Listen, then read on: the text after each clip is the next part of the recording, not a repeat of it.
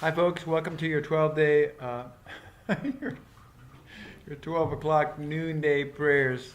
This is Father David, broadcasting from St. Andrew's Episcopal Church. And today is Wednesday, the 13th of January.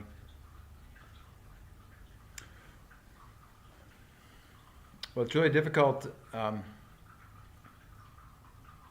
this particular day on the 13th, after about a week when there was the insurrection and riot at the Capitol. And today they're going to be in the House of Representatives in the American government. They're going to be saying that the president should be impeached for his role in the incitement of the riot and the insurrection. So that's what's happening today in our world, at least our world here as Americans. And because it's such a violent situation, both of what happened before, but also all of the violence that is perpetrated in our language and our words, then all of the violence that's in our minds that never actually makes it out into words. We see how our human condition, but more just particularly me and you, are kind of swamped by violence in one form or another. You know, we say in one of our confessions, we say, Lord, we have sinned against you in thought and word and deed. And it's not meant to be a heavy thing to say how bad we are. It just means that all those things are all connected. What we think, that's where the seed begins. And then what we say, that's how the plant grows. And then it almost inevitably ends up in what we do, our actions. They all flow from the very beginning, thought, and then word, and then deed. So it puts an awful lot of pressure then, if you want to go back to the beginning, to how we manage our thoughts and how we frame the interpretation of the sensory world around us, how we interpret our senses so that we create our thoughts, which then turn into words, which then turn into actions. So part of our contemplative practice, part of our religious work, part of our spirituality is to try and get a new story or a new way to frame and give context to the world around us so that we don't end up with interpreting the world and framing it in such a way that it creates violent thoughts, violent thinking, and then that gets turned into violent words, which gets turned into violent action. So that's how Jesus, I think, could be a nonviolent person, because his brain, his framing of the world, the way he sees things, is very different than ours. He sees things holistically, not dualistically. He doesn't have friends and enemies. He doesn't. His framing is different, so he ends up with different words and then different actions.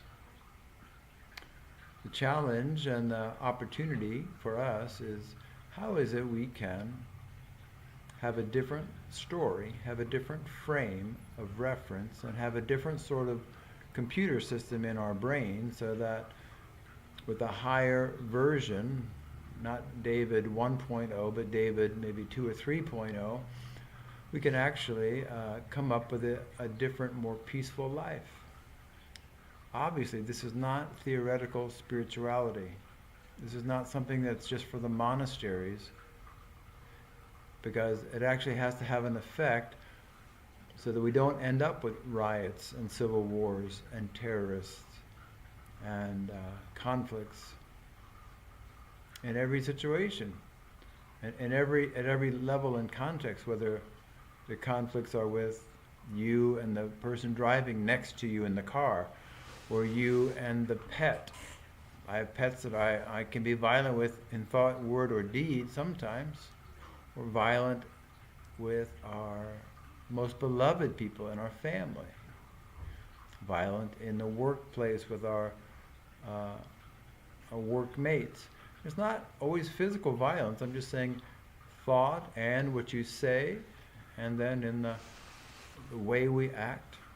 It doesn't have to turn into physical violence. You can be violent with the law, and you can be violent, legally violent, and who you sue and who you threaten, and it goes on and on.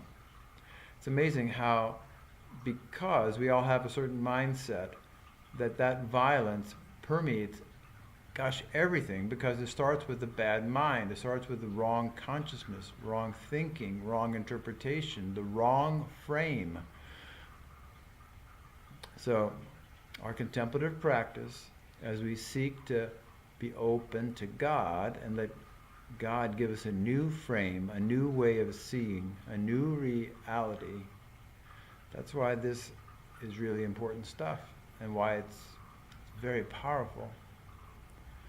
So, we're going to do a practice like we always do every day at 12 noon. And we will do our practice in order to shift our awareness, shift our consciousness, touch the living God, experience the divine mind, so that we can lay aside, at least for a few minutes and a little bit, every little bit helps, to shift out of our old mind into a new mind, old self to new self, a real conversion. And then we can make every little step we take a step in peace. Every little action a peaceful action. Until it adds up and you really can't go out and do a riot, because that's not who you are. You can't. And please don't hear any bit of blame at the moment anyway. Everyone's in the same boat, in the sense that we all have a mind and a consciousness that needs to be changed, so that we don't slip into bad thinking and then violent thinking, violent words, and then violent actions. So please, let's practice our 2 minutes of awareness, 2 minutes of practicing the presence of God, 2 minutes of peace. So we begin.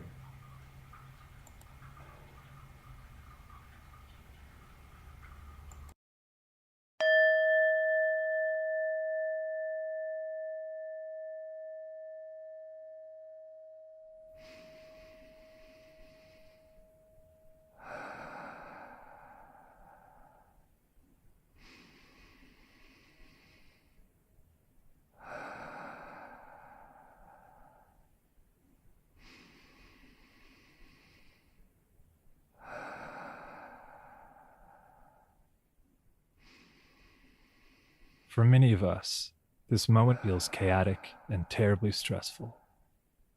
Join us for a few moments to turn inward and connect to your innermost you. Gently close your eyes and feel the gentleness of breath inside your body as you repeat these words. My deepest me is love.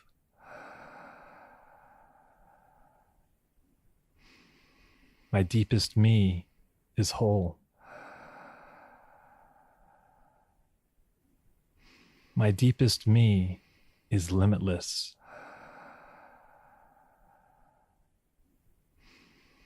My deepest me is infinite. My deepest me is compassion. My deepest me is sacred.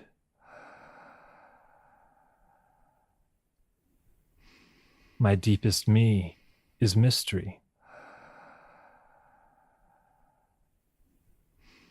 My deepest me is forgiveness. My deepest me is beauty.